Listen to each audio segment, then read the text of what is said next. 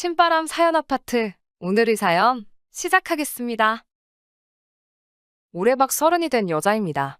저와 나이가 1살 차이밖에 안 나는 남자친구도 홍기가 차니 두 사람 다 슬슬 결혼 생각을 하고 있습니다.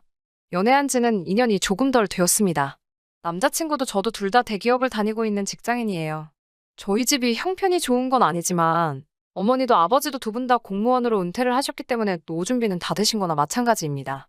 제 위로 언니가 한 명 있는데 언니도 벌써 시집을 간지 3년이 넘었고 현재도 별탈 없이 잘 살고 있습니다. 남자친구가 그간 저한테 말해준 내용만 들으면 집안도 괜찮은 편이고 요즘은 시국이 이래서 다니지 못하지만 전에는 가족들끼리 해외여행도 자주 다니고 했답니다. 직접적으로 부모님에 대해서 이야기 꺼낸 건 없지만 가끔 흘러가는 식으로 말하는 걸 들어보면 부모님 노후 준비도 다 돼 있다는 듯이 말했거든요. 서로 결혼 생각이 생기다 보니 집안 이야기도 하게 되고 서로 현재까지 얼마나 돈을 모았는지 그런 이야기를 하게 되었는데요. 남자친구는 학사장교 출신이라 취직한 기간이 얼마 되지 않습니다. 저는 올해로 회사 생활한 지 5년이 넘었고 학자금 다 갚은 뒤부터는 한 달에 200씩 적금을 들어 현재 모은 돈이 1억을 넘게 모았는데 남자친구는 따로 적금을 들어놓은 게 없더라고요. 그래도 저랑 연애 시작할 때 신입사원이었으니 연차수로는 3년이 넘어가는데 적금 같은 걸 따로 들지 않는다는 말에 처음 놀랐고 3년 동안 회사 다니며 모아놓은 돈이 2천도 안 된다는 부분에서 한 번 더 놀라게 되었습니다. 군대도 학사장교를 나왔는데 아무리 군인 월급이 적다지만 4년 가까이 복무해놓고 그때 나온 월급들은 다 어디로 간 건지 사실 잘 이해가 가질 않았습니다. 아무리 회사 생활 시작한 기간이 저보다 3년이나 짧다고 해도 여태껏 모아놓은 돈이 그것밖에 없다는 사실을 믿을 수가 없었어요. 제가 속물일 수도 있지만 아무리 좋은 회사를 다니고 있다고 해도 경제관념 없는 남자와는 결혼하기 싫었거든요. 그래서 저는 이 남자와는 결혼을 안 할 수도 있겠다는 생각을 조금 갖게 되었는데 결혼 이야기를 서로 동시에 꺼냈다 보니 남자친구는 우리 결혼하게 되면 이러면서 틈만 나면 결혼 이야기를 꺼내더라고요. 솔직히 조금 마음이 붕 떠 있는 상황이라 남자친구가 뭐라고 하는지 집중도 안 되고 들리지도 않았습니다. 모아놓은 돈이 차이가 많이 나는 것 때문에 그러는 걸 눈치를 챘는지 하나둘씩 돈을 못 모은 이유에 대해서 구구절절히 설명을 하더라고요. 자기 여동생이 현재 미국에서 미대를 다니고 있어서 자기가 학비를 조금 보태준 게 있다는 듯이 말하다가 부모님이 노후 준비가 안 돼 있어서 부모님 앞으로 드리고 있는 돈도 조금 있다는 말을 하더라고요. 그래서 여태까지 돈을 많이 못 모은 거라며 앞으로 우리 둘이 결혼하게 되면 같이 살면서 열심히 모아 집도 사고 여행도 다니자고 하는데 저한테는 그 말이 제가 번 돈으로 자기 여동생 학비도 내주고 부모님 생활비도 드리자고 하는 말처럼 들렸습니다. 연애하면서 동생이 있다는 사실도 이번에 처음 말해주는 거라서 조금 어이가 없었습니다. 동생이 있는 건 왜 말 안 했냐고 하니 미국에서 유학 중이라 저한테 소개시켜줄 수가 없으니 유학하는 동안은 없는 거나 마찬가지인 셈이라 알려주지 않은 거라 설명하더군요. 없는 거나 마찬가지인 여동생 학비는 왜 내줬나 싶고 여동생이 아주 장래가 촉망받는 화가가 될 거라면서 여동생이 그렸다는 그림들을 저한테 자랑하듯이 보여주는데 솔직히 저는 잘 모르겠더라고요. 이런 말하기는 좀 그렇지만 저도 나름 여가 생활한다고 갤러리도 많이 다니고 미술 작품에는 아주 조예가 없다고 할 정도의 사람은 아닌데 남자친구 여동생이 그린 것들은 솔직히 딱 봐서 겉멋만 잔뜩 들어있는 근처 대학생 졸업작품 전시회에 나온 작품들보다도 가치가 없어 보였습니다. 정말 재능이 있고 장래가 촉망받는 화가라면 학교에서 장학금까지 내주며 데리고 있을 텐데 학비 내주고 있다는 말을 들으니 말한 만큼 재능 있고 촉망받고 있는 인재는 아닌 듯 하고요. 제가 봐도 딱히 재능이 있어 보이지는 않는데 수많은 미대생들을 배출시켜온 미국 대학교에서 볼 때는 오죽할까요? 심지어 여동생이 27살인데 아직도 대학생이고 저랑 만나온 2년 동안 여동생은 대학생이었고 아직도 대학생이라는 소린이 27살인데 현재 몇 학년인지 짐작조차 가지가 않습니다. 본인 돈으로 학교를 다니고 있는 게 아니면 대학원에 가고 싶다고 할지도 모르는데 제가 피땀 흘려본 돈 가지고 생판 얼굴도 한번 못 본 남자친구 여동생 뒷바라지 하겠구나 싶어서 숨이 턱턱 막히더라고요. 부모님은 노후가 돼 있는 거 아니셨냐고 왜 결혼도 아직 안 했는데 생활비를 드리고 있느냐 물었더니 두 분이서 식당을 하고 계셨는데 코로나 때문에 문을 닫게 되면서 어머니는 현재 집에 계시고 아버지는 자전거 타고 다니면서 배달을 하고 계신다고 하더군요. 거기서 제가 말을 잇지를 못했어요. 노후 준비가 다 되셨다는 분들이 자전거 끌고 이 추운 날에 배달 일을 하고 계신다니? 배달 일을 하시는 분들을 무시하거나 하는 것은 아닙니다. 다만 노후 준비가 다 되고 은퇴를 하셨다는 듯이 설명해왔던 남자친구의 부모님이 현재 하던 사업이 망해서 생계를 목적으로 배달을 하고 계신다는 사실을 믿을 수가 없었어요. 정말 제가 누구에게는 속물처럼 보일 수도 있지만 결혼은 현실이잖아요. 그래서 저는 우리 결혼하는 거 조금만 더 생각해보고 싶다고 남자친구한테 말했습니다. 그랬더니 남자친구가 섭섭해하면서 저를 보고 돈 밝히는 여자 취급을 하더군요.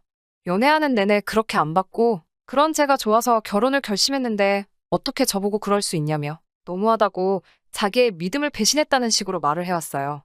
배신이라는 말에 저도 확 열이 받아서 한마디 했습니다. 부모님 노후라도 돼 있었다면 같이 알뜰살뜰 살면 된다지만 그런 것도 아닌데다가 27살에 미국에서 학비 지원받으며 살고 있는 여동생까지 있다면 제가 이런 생각 충분히 할 수 있는 거 아니냐 따졌어요. 그리고 여태껏 부모님 노후 준비가 다 되어 있다는 듯이 속여온 게 누구냐며 한마디 했습니다. 그러자 남자친구가 하는 말이 자기 월급으로 부모님 잠시 몇 년만 도와드리면 안 되겠냐고 그동안 제 월급으로 생활해도 제가 벌이가 많은 편이니 충분하지 않냐고 하더라고요. 이 시국이 끝나면 부모님이 노하우가 있으니 식당을 다시 열어 일어나실 거고 그때까지만 기다려주면 자기도 제 부모님한테 아들처럼 잘하겠다는 말을 하더라고요. 어이가 없어서 아무 말도 나오지 않았습니다. 고작 한다는 말이 제가 번 돈으로 생활을 하고 자기가 번 돈으로 자기 가족들 뒷바라지를 하겠다고 당당히 선언하는 모습 때문에요. 내가 호구로 보이냐고 소리를 질렀어요. 부모님하고 여동생 지원해주는 걸 그만한다고 해도 모아둔 돈이 한 푼도 없어 결혼도 할까 말까인데 무슨 배짱으로 그런 소리를 하느냐고 한마디 했어요.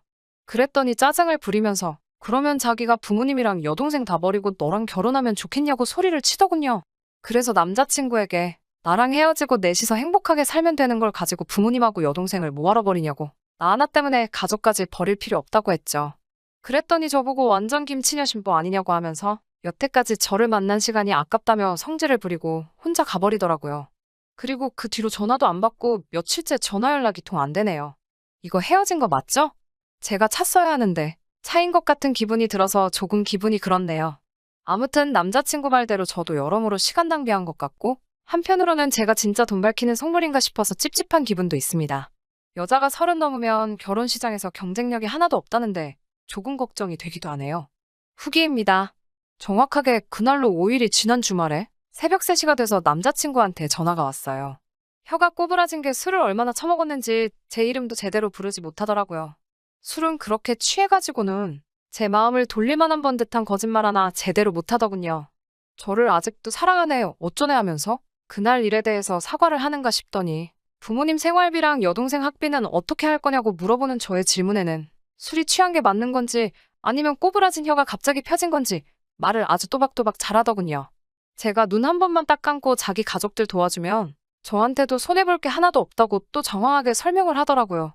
여동생이 화가로 대성하면 우리 그냥 두겠냐는 둥. 부모님이 식당 영업만 다시 시작하시면 노후 준비해드릴 것도 없다고. 여태까지 드린 돈은 물론이고 나중에 그 식당까지 그대로 우리가 물려받을 수 있다고 잘 좀 생각해보라고 하더군요. 우리가 아무리 날고기는 대기업 다닌다고 해봐야 40살이면 정년이지 않냐고. 그때 가서 치킨집 차리는 거보다 부모님 식당을 물려받는 게 우리한테 더 이득이지 않겠냐며 저를 설득하려 들더군요. 정말 술에 취한 건가 싶을 정도로 또박또박 한마디씩 읊는데 정말 이딴 말로 제 마음을 돌릴 수 있을 거라 생각했다는 사실이 오히려 더 소름이 돋더라고요. 여태까지 인연을 같이 해온 남자친구가 맞는가 하는 생각이 들고 이렇게 멍청한 놈이었던가 싶었습니다. 결론부터 말씀드리자면 그날 완벽하게 남자친구와 헤어졌습니다.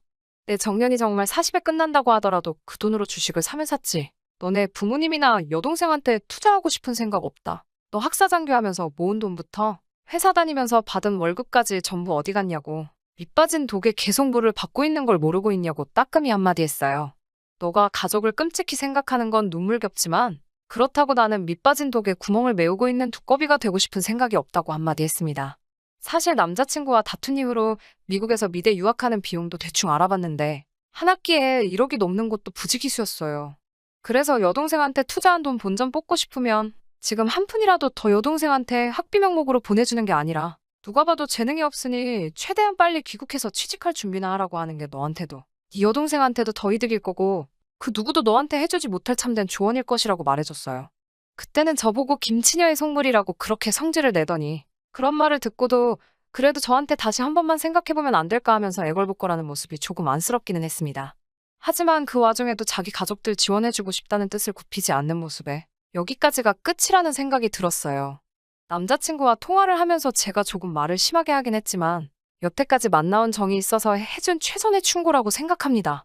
그렇게 남자친구에게는 제가 할 수 있는 최대한의 충고를 해주고 후련하게 헤어지자고 선언했습니다.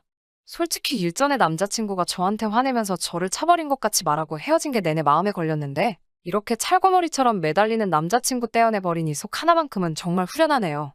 제가 나이가 많아서 이 남자보다 더 좋은 사람을 만날 거라는 보장은 없습니다. 하지만 적어도 저를 자기 가족들 뒷바라지하는데 사용할 목적으로 결혼을 하고 싶어 하는 사람보다 진정 저를 아껴주고 두 사람의 미래를 같이 그리고 싶어 하는 사람을 만났으면 좋겠네요. 끝까지 들어주셔서 감사합니다. 오늘의 사연은 여기까지입니다. 구독과 좋아요, 알람 설정 부탁드리고 더 좋은 사연으로 다시 찾아뵙겠습니다. 감사합니다.